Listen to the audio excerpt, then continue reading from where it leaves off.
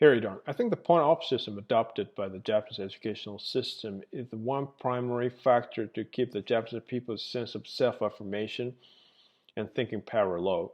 So the point-off system I'm talking about here is the method that allows your points to deduct within a fixed perfect score in accordance with your failures and mistakes on your evaluation and examination. For example, an examination that allows you to get 100 scores when you can perfectly give the correct answers to every single question in the examination. If you give incorrect answers to some questions for the examination, some of your points are deducted out of perfect score 100.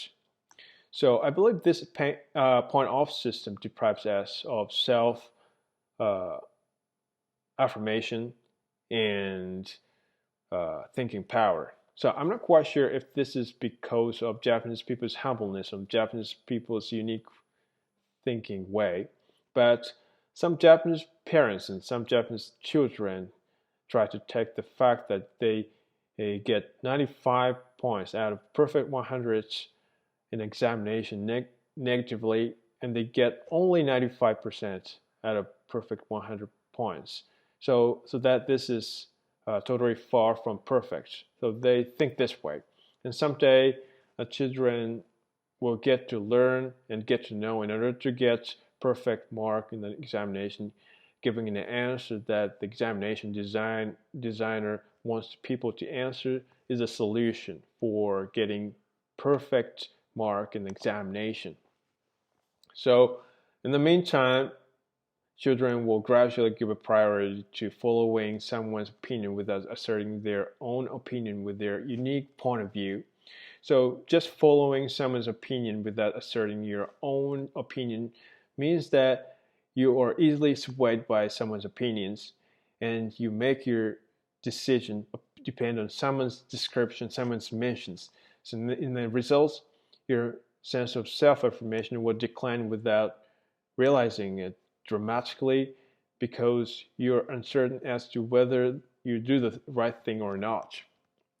So the way of uh, this way of examination that never accept the answer except for the one that the examination designer wants people to answer is a really reasonable to develop but people with no objection against the thought of rulers in the country.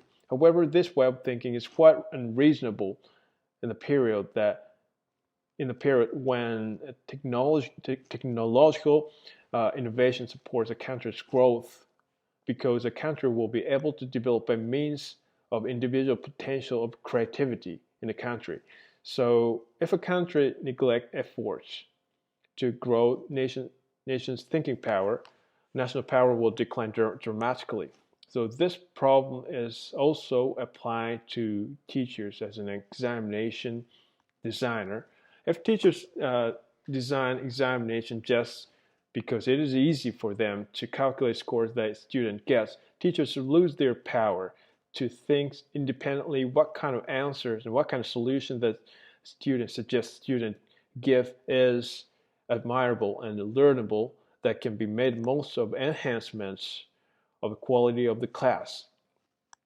Scoring criteria by the Japanese teachers in examinations are perfectly based on the educational guideline made by the Ministry of Education, Culture, Sports, and Science and Technology of Japan. So the Japanese education system doesn't allow teachers to have have any discretion on their educational policy in the school. Therefore, teachers are also deprived of thinking power and self-affirmation as well. So, so in the result, no one in the educational industry feels skeptical if the point-off system I'm talking about here is the outdated educational system, which is out of touch with the modern world.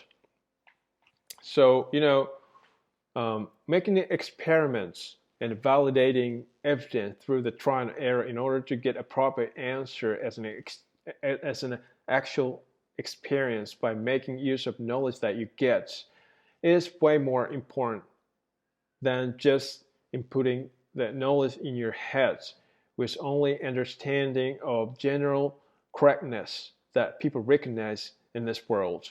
So if Japanese government don't really think about this essence of education in accordance with the times, I think that Japan will be demoted from the member of advanced countries in the early future, I believe.